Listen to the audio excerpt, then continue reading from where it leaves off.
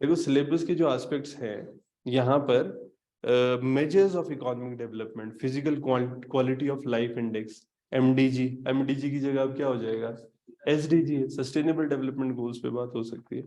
इसके अलावा HDI, human development index, तो काफी बार इस पे बात हुई हुई है ना। एचडीआई तो किस पे होता है, एचडीआई किस में लिखा होता है, एचडीआर के अंदर, ठीक है, इसलिए थीम इंपॉर्टेंट था। बाकी जेंडर डेवलपमेंट इंडेक्स, एम्पावरमेंट, तो जितने भी थीम्स हैं ना, एक बार देख लेना हर एक पे ना, आपको बेसिक देखो सबकी डेफिनेशन तो पता होनी चाहिए।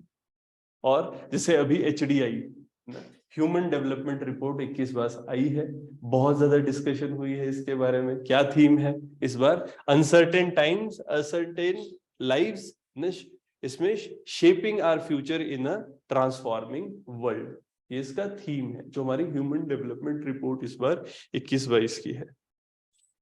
तो इसमें रैंक क्या है, जैसे एचडीआई की बात करते हैं, ये तो याद होगा, जैसे प्रीलिम्स के लिए पढ़ते हैं और इन जनरल एचडीआई में, तो हमारा रैंक है ना स्लिप किया है 130 से 20 से 132 2022 है ना। और इसमें हो क्या रहा है, इन जनरल भी देख रहे हैं, ग्लोबल एचडीआई है ना नीचे गिरा है। रीजन क्या था, कोविड ना, Covid was the major reason, ये पैंडेमिक है, इसकी वजह से नेगेटिव इंपैक्ट आया है।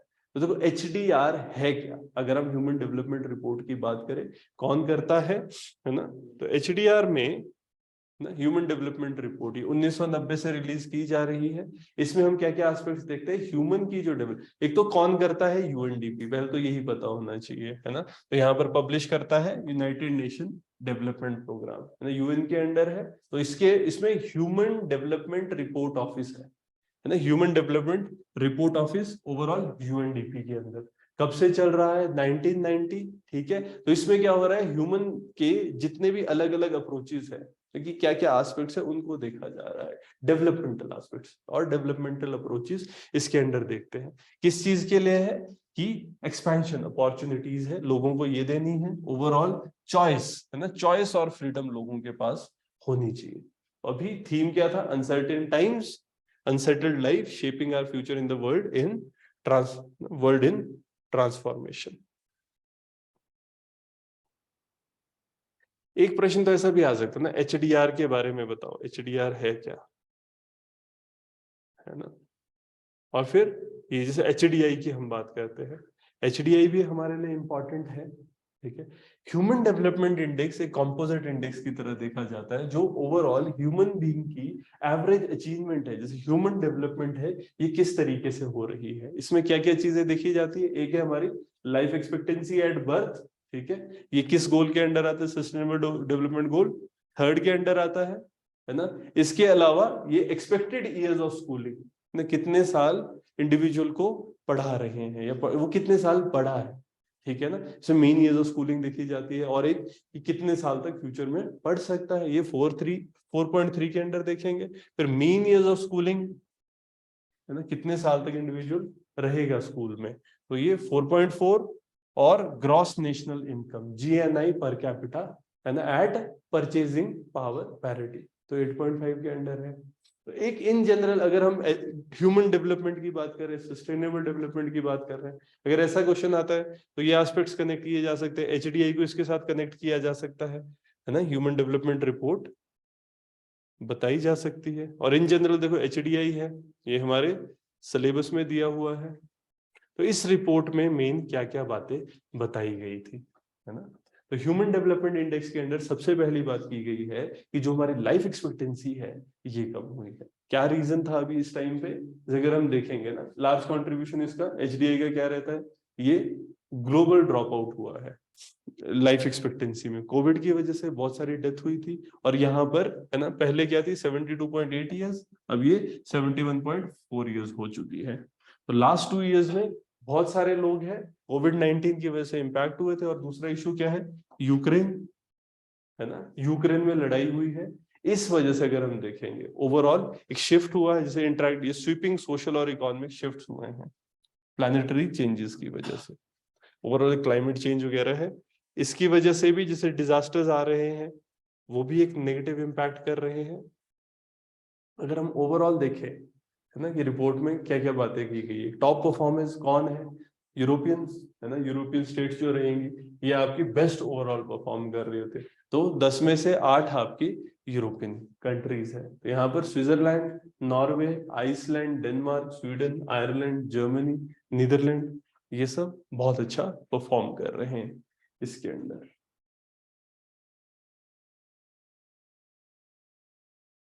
हिंदुस्तान है ना, एशिया ने, ये वाले एस्पेक्ट्स कैसे रहेंगे, तो यहाँ पर 73 हमारी वैल्यू कितनी रहेगी 0.782, तो श्रीलंका है ये बेस्ट परफॉर्मर है इंडियन सब कॉन्टिनेंट के अंदर। इसके बाद फिर ये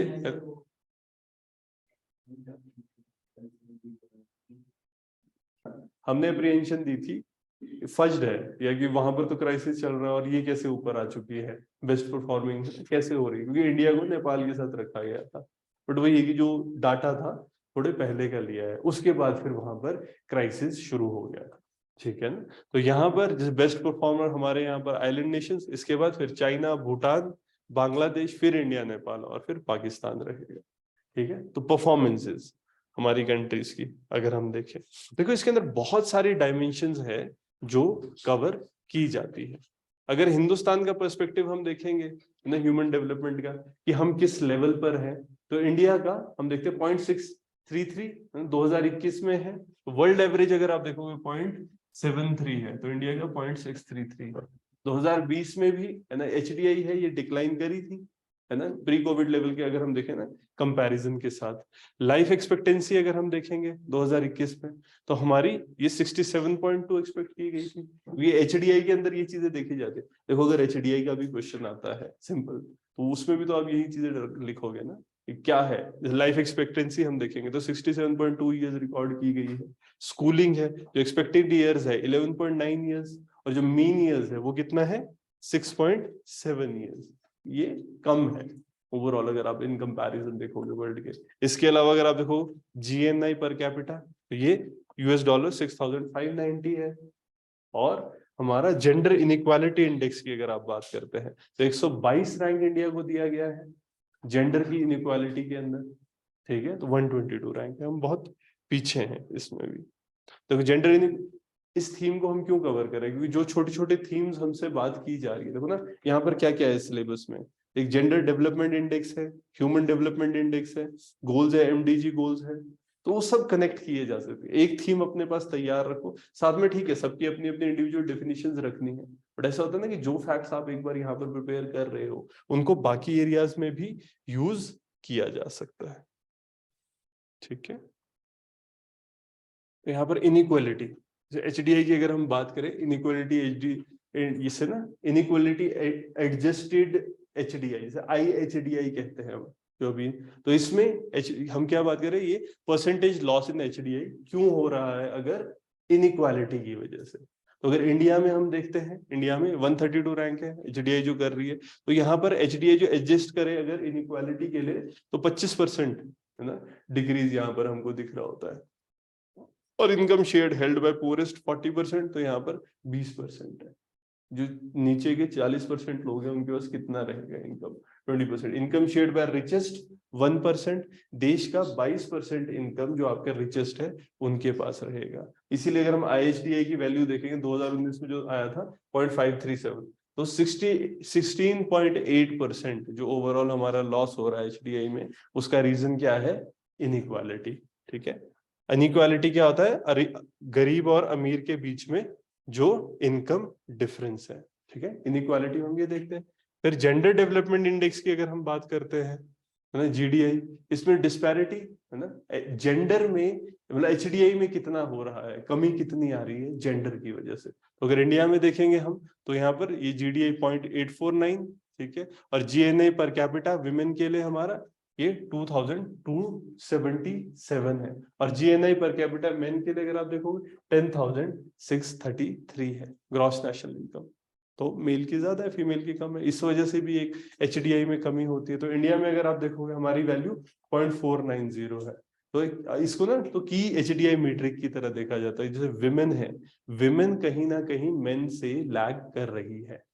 ठीक है, और मेनली इसमें मोस्ट ये इनकम पर कैपिटा में वो लैग कर रहे होते हैं इस एस्पेक्ट में। फर्दर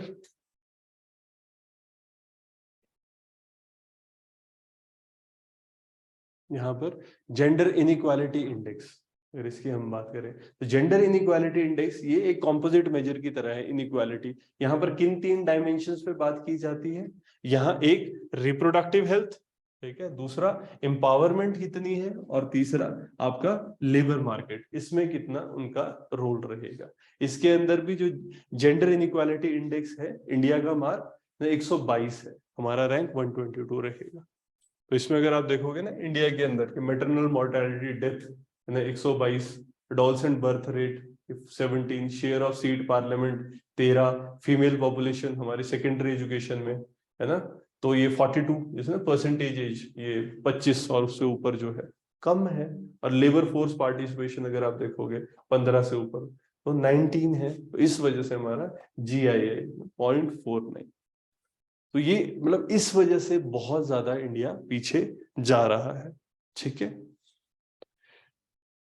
नॉर्मली देखो ये जो फैक्ट्स है, अगर आप विमेन के बारे में कुछ लिख रहे हो है ना, इनइक्वालिटी भी एक थीम है हमारा मेंस में, ठीक है ना, इनइक्वालिटी में भी बात होती है। विमेन डेवलपमेंट, जब विमेन की बात करोगे, इश्यूज की बात करोगे, उसमें ये बात तो होती है ना कि स्टार्टिंग में जब हम इनिशिएट कर रहे होते हैं प्रॉब्लम्स, तो वहां पर इश्यूज में आप ये बता सकते हो कि हाँ कोई रिपोर्ट है जो बता रही है या इनइक्वालिटी कैसे बढ़ रही है। जेंडर स्पेसिफिक अगर हम बात करें, फिर ओवरऑल जैसे पॉवर्टी है ना, पॉवर्टी भी एक मेंस का टॉपिक है, उसमें जैसे मल्टी डायमेंशनल पॉवर्टी इंडेक्स। अब समझ लो मतलब ये थीम स्पेसिफिकली क्यों इंपॉर्टेंट है। और ऐसा नहीं होता एक चीज तैयार करके जाओ, कहीं ना कहीं तो यूज हो ही जाएगी। जैसे पॉवर्टी अब आपका मेंस का टॉपिक रहेगा, उसमें यूज कर सकते हैं ना। पॉवर्टी का क्वेश्चन है तो मल्टी डायमेंशनल पॉवर्टी इंडेक्स तो इंट्रोड्यूस किया ही जा सकता है। तो इंडिया में अगर हम बात करेंगे, क्या बात करता है कि मल्टीपल डिप्रीवेशन है ना, जैसे डेवलपिंग कंट्रीज में जो हो रही है, किस एरिया में, अगर हम हेल्थ की बात करेंगे, एजुकेशन की बात करेंगे, स्टैंडर्ड ऑफ लिविंग की बात करेंगे, तो कैसे पीछे हो रहा है, ठीक है। 2019 तक अगर हम देखेंगे तो 381 मिलियन यहाँ पर सफर कर रहे हैं मल्टी डायमेंशनल पॉवर्टी में। और इसमें जैसे इंडिया की बात करेंगे स्पेसिफिक, तो क्या है, पॉपुलेशन जो मल्टी डायमेंशनल पॉवर्टी इंडेक्स में 8.8%, जो वल्नरेबल है पॉपुलेशन 19.3, और लिविंग बिफोर पॉवर्टी लाइन 22.5। कितना है ये परचेजिंग पावर पैरिटी में है ना, $1.90 पर डे होता है, ठीक है। तो इसमें भी देखो कितनी पॉपुलेशन है हमारी, क्या बात करें 22.5 पॉपुलेशन बात कर रहे हैं, है ना। तो मल्टी डायमेंशनल पॉवर्टी इंडिया में है। एक डेफिनेशन जैसे पॉवर्टी की, पॉवर्टी पे तो डायरेक्ट क्वेश्चन आता ही है ना उसमें। बाकी एसए है, एसए में भी ये यूज किया जा सकता है। इसके अलावा आजकल planetary pressure adjusted human development index, HDI तो है ही सिलेबस में, ठीक है, जैसे न्यूज में ये भी चला रहता है। तो इस पे भी प्रश्न बन सकता है कि भाई ठीक है HDI था, तो प्लैनेट प्रेशर एडजस्टेड HDI क्या होगा। तो इसमें जैसे ये एडजस्ट करता है HDI को प्लेनेटरी प्रेशर, यहाँ पर जैसे एंथ्रोपोसीन की हम बात करते हैं। एंथ्रोपोसीन क्या है, मतलब ऐसा ना जैसे हम बात कर रहे हो तो नॉर्मली जैसे टाइम चेंज हो रहा है, तो अब ये जैसे लास्ट ये टाइम ऐसा कि जब से ह्यूमन बीइंग ने इतना इम्पैक्ट लाना शुरू कर दिया है इसके ऊपर, इन्वायरमेंट के ऊपर, धरती के ऊपर, कि अब ये एक अलग से स्टार्ट हो गया वैसे ना। एंथ्रोपोसीन ह्यूमन इतना इम्पैक्ट कर चुका है ना, उसकी बात हो रही है यहाँ कि एंथ्रोपोसीन में ह्यूमन बीइंग एक तो हर जगह पहुंच चुका है, और एनवायरनमेंट के हर एस्पेक्ट को हम इम्पैक्ट कर रहे हैं। तो ठंड से लेकर, हमारे ऊपर बैरियर्स नहीं है ना, इग्लू बना के ठंड में रहते हैं, इक्वेटर में भी रह रहे हैं, तो वो एंथ्रोपोसीन। तो यहाँ क्या कर रहे हैं, तो प्लेनेटरी प्रेशर जो हमारी वजह से हो रहा है एंथ्रोपोसीन में, ये हमारे इंटरजेनरेशनल इनइक्वालिटी क्रिएट कर रहा है। तो इसको इनइक्वालिटी एडजस्टेड HDI में जोड़ा जा रहा है, ताकि ओवरऑल मतलब इसको बेसिकली ह्यूमन डेवलपमेंट इंडेक्स में इसको जोड़ा जा रहा है, जो हम प्लेनेट के ऊपर प्रेशर डाल रहे हैं, ठीक है। तो यहाँ पर ये PHDI बोलते हैं, इसमें वैल्यू कैसे कैसे इंटरप्रेट करते हैं, level of human development and adjusted by carbon dioxide emission पर पर्सन, कितना एक इंसान कार्बन डाइऑक्साइड एमिट कर रहा है। और इसमें प्रोडक्शन बेस्ड है कि जितनी चीजें आप यूज कर रहे, ऐसा नहीं कि आप नॉर्मली, एक तो होता है ना जैसे सांस लेने वाली चीज है, हम क्या बात कर रहे हैं कि जो आप जितने भी प्रोडक्ट्स यूज कर रहे हो उसमें कितना कार्बन डाइऑक्साइड यूज हो रहा है, तभी इसको ना क्या कहते हैं, प्रोडक्शन बेस्ड। और दूसरा ये मटेरियल फुटप्रिंट पर पर्सन, एक्सेसिव ह्यूमन प्रेशर जो हम डाल रहे हैं प्लेनेट के ऊपर, इसको हम कंसिडर करते हैं। तो अगर आप इंडिया में देखोगे है ना, पीएचडीआई वर्सेस एचडीआई, तो यहाँ पर ये 0.69 है पीएचडीआई, और ये फॉल अभी 4% किया है जिस टाइम पर कोविड का इम्पैक्ट रहा था।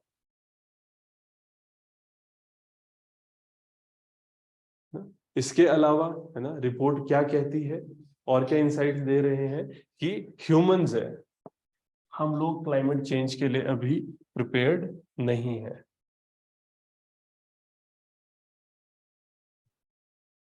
में एक मेजर इशू देखा जा रहा है, और अभी जैसे जब से कोविड हुआ उसके बाद आपने दोबारा से देखा होगा कि प्रोडक्शन को बढ़ाने के लिए पोल्यूशन पे इतना फोकस नहीं किया जा रहा है। तो इस वजह से ह्यूमन है, कहा जाता है कि क्लाइमेट चेंज के लिए हम प्रिपेयर्ड नहीं है। जैसे ये अभी हो रहा है, कुछ जगह पर फायर्स हो रही है, स्टॉर्म्स हो रहे हैं, तो नेशनल मतलब ग्लोबल लेवल पे जो इश्यूज आ रहे हैं ना, अभी उनके लिए नहीं। तभी जैसे एंथ्रोपोसीन है, तो रिसेंट ईयर्स में जो हम काम कर रहे हैं, जो चेंजेस ला रहे हैं, ओवरऑल देखा जाए हम लोग उसके लिए तैयार नहीं है। दूसरा, जो इंसेक्ट्स हैं है ना, जो इश्यूज अगर हम देखेंगे तो एक डिक्लाइन हो रहा है इंसेक्ट्स की पॉपुलेशन में, ऐसा रिपोर्ट में कहा गया है। ठीक है, ओवरऑल इससे क्या इम्पैक्ट आ रहा है, किस चीज के लिए इंसेक्ट इंपॉर्टेंट होते हैं, पॉलिनेशन के लिए।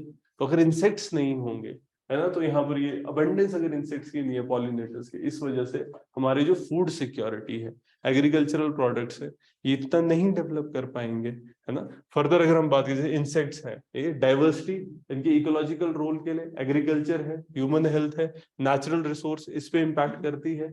हमारे जो बायोलॉजिकल फाउंडेशन इंसेक्ट्स करते हैं टेरेस्ट्रियल इकोसिस्टम की, कैसे है ना, न्यूट्रिएंट्स को रिसाइकल कर रहे हैं, पॉल्यूशन है ना, प्लांट्स को पॉलिनेट कर रहे हैं, सीड्स को डिस्पर्स कर रहे हैं, ओवरऑल सॉइल की फर्टिलिटी की अगर हम बात करते हैं, सॉइल स्ट्रक्चर और उसकी फर्टिलिटी, इस पे भी इंसेक्ट्स का एक रोल रहता है। ठीक है, तो कहीं ना कहीं अगर उनकी पॉपुलेशन कम हो रही है, बाकी ऑर्गेनिजम्स की पॉपुलेशन को कंट्रोल करना उनके लिए बेसिकली एक फूड फूड के सोर्स की तरह काम करते हैं ये, जो हम इंसेक्ट्स देखेंगे। ठीक है, तो इस पे ना रिपोर्ट कहती है कि एक नेगेटिव इम्पैक्ट आ रहा है। फर्दर, माइक्रोप्लास्टिक का मीनांस, ठीक है, ये चीज डिस्कस की जा रही है कि वर्ल्ड में माइक्रोप्लास्टिक बहुत ज्यादा बढ़ चुके हैं। ठीक है ना, तो यह खाने में भी धीरे धीरे आने लगे हैं, जैसे है ना फूड प्रोडक्ट्स है, इसके अंदर भी माइक्रोप्लास्टिक की प्रेजेंस देखी जा रही है। ओशियंस है ना, तो ये गार्बेज के पैचेस ओशन के अंदर भी मिल रहे हैं, फॉरेस्ट के अंदर मिल रहे हैं, बर्फ में ये मिल रहे हैं। ठीक है, तो माइक्रोप्लास्टिक एक मेजर इशू है, और अब तो जब ये दूध में मिला, ह्यूमन ब्लड में भी सैंपल्स मिल रहे हैं, इसी वजह से एक मेजर इशू की तरह इसको कंसिडर किया जा रहा है। इस चीज को समझो कि जरूरी नहीं है एक डायरेक्ट क्वेश्चन आ जाएगा है ना, जरूरी वैसे तो देखो एचडीआर रिपोर्ट चल रही थी न्यूज में, काफी इस पे डिस्कस किया जा रहा था, हाँ इसको पूछा जा सकता है। ठीक है, बाकी इसके अंदर कौन कौन से एस्पेक्ट्स हमने देखे, जैसे एचडीआई है, एचडीआई सिलेबस में है ना, जेंडर डेवलपमेंट इंडेक्स सिलेबस में है।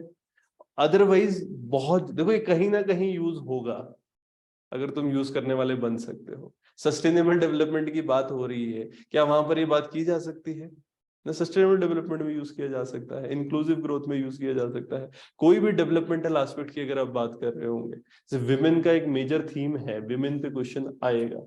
ठीक है, पॉवर्टी पे क्वेश्चन आएगा, ऐसा नहीं, तो इस थीम पे कहीं ना कहीं यूज होना ही है, अदरवाइज ऐसे में तो ये यूज हो ही सकता है। ठीक है, इनइक्वालिटी, इनइक्वालिटी एक थीम है, इनइक्वालिटी पे क्वेश्चन पूछ सकते हैं, तो ध्यान रखना। तो ये टॉपिक प्लस नहीं होता कि इसको यूज आप मल्टीपल जगह कर सकते हो।